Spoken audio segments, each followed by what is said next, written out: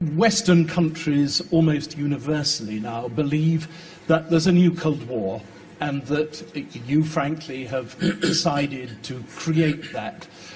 We see almost daily Russian aircraft taking sometimes quite dangerous maneuvers towards Western airspace. That must be done on your orders. You're the commander-in-chief.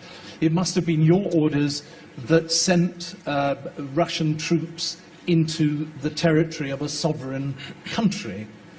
Crimea first, and then whatever it is that's going on in eastern Ukraine. Now you've got a big problem with the currency of Russia, and you're going to need help and support and understanding from outside countries, particularly from the West. So can I say to you, can I ask you now, would you care to take this opportunity to say to people from the West that you have no desire to carry on with a new Cold War and that you will do whatever you can to sort out the problems in Ukraine? Thank you. Вам спасибо большое за вопрос. По поводу наших учений, маневров, развития вооруженных сил. И вы сказали, что Россия в известной степени внесла свой вклад в ту напряженность, которую мы сейчас наблюдаем в мире. Россия внесла свой вклад, но только в том смысле, что она все жестче и жестче защищает свои национальные интересы. Мы не атакуем, ну, в политическом смысле этого слова, мы ни на кого не нападаем. Мы только защищаем свои интересы. И недовольство наших западных партнеров, прежде всего американских, связано с тем, что мы делаем именно это, а не с тем, что мы в сфере безопасности допускаем какие-то действия, которые провоцируют напряженность. И я поясню. Вот вы говорите о полетах нашей авиации, в том числе о полетах стратегической авиации. Знаете ли вы, что Россия в начале 90-х годов полностью прекратила, как это делал Советский Союз, полеты нашей стратегической авиации в отдаленных районах патрулирования? Мы полностью прекратили. А американские самолеты стратегические с ядерным оружием продолжали летать. Зачем? Против кого? Кому угрожали?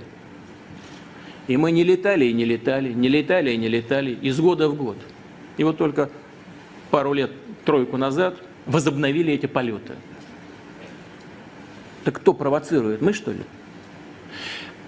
Значит, у нас две базы практически только за границей. И то на террористически опасных направлениях.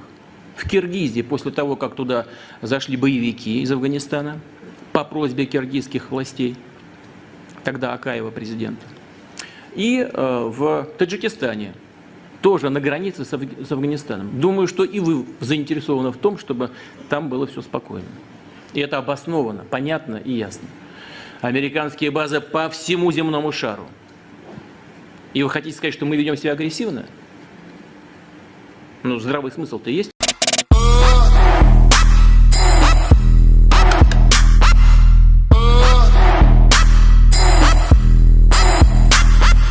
Mr. President, at the risk of being shot down, the numbers of people who have been killed on the streets of the Philippines since you came to power 6 weeks ago have risen to around 1,000. Now, I know you have been contemptuous of your critics, but they are accusing you of unleashing a national death squad. Where is this going to end? Because some are saying that the social fabric of the Philippines is at risk here. Good. That's a very good question. Because the other past, in the distant past, no police was ever willing to really work and risk her life, his life. You know, it was a practice before. That's why I said I take full responsibility. You know why? Because they are now encouraged and even brave enough to have a shootout. The standard practice in this system of government is that when you accuse him, they would always file a counter charge.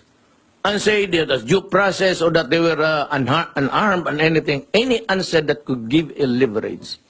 And ordinarily, and you can check this out, in the courts, they have to use that leverage against the poor policeman. Now, remember in this country, no lawyer is provided for the policemen and the other men and the security officers when they get into trouble with the law. They are left at the mercy on their own. That was the policy before, and in the previous ones, they are left behind. So when I was mayor, I told them, go ahead, do your duty. But if you feel that you're in carrying out your duty, you will get killed. My God, shoot him first. And they were protected here, and there were cases filed, and I provided the lawyer. And for the time that they are suspended, that is why they are afraid. They face charges in court, then at the same time, when they are accused, they lose the job because they are suspended. And for the time that they are suspended, and the hearing of cases can take you to eternity, as slow as it can ever be, the family is not without food. But with respect, sir, you as a lawyer know Yes. better than any of us how important this principle of innocent until proved guilty is. Look, Padilla said 2 years ago, there are 3 million addicts in this country. That was the last figure. Nobody cared to find out. Now it's my time. So, 2 years ago, between 2 years ago and now, how many do you think were hooked into drugs? Let us give it incremental increase of about, just be liberal about 700,000. So 3,700,000. And the confirmed 600,000 now was surrendered and took the test for drug addiction. How do you call it? Just a problem?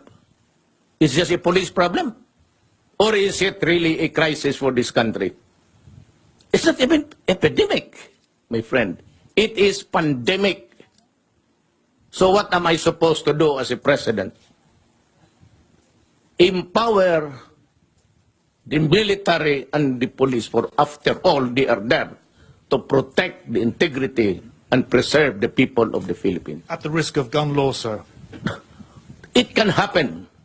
It happens in America. They're shooting the blacks there.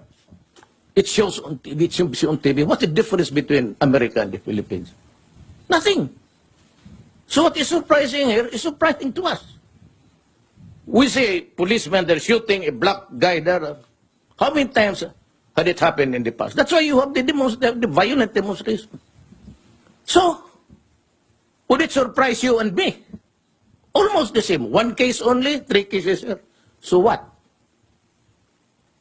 It involves the same principle. Say, for every 1 black there dead, you have about 5 here. And so, does it make this world more livable because there is less killing? When you shoot a black there dead, what is that? Is that not appalling? When you bomb Syria and Iraq, and you kill communities, and you kill children and old people and hospital, what is it? And why is it that United States is not doing anything? I do not read anybody in that stupid body complaining about the stench there of that. Look at the iconic boy that was taken out from the rubble. And he was made to sit in the ambulance, and we saw it. So what's the difference? Life of the criminal, or maybe he was really rubbed out. We cannot discount it. But what do you think the Americans did to the black people there? Is that not rubbing out also? I say, well, it was just one community there, one state of America. Well, but you have there about 10. So what's the difference? Are we here for the counting or the basic principles of human rights? Almost the same. Okay. Thank you, sir.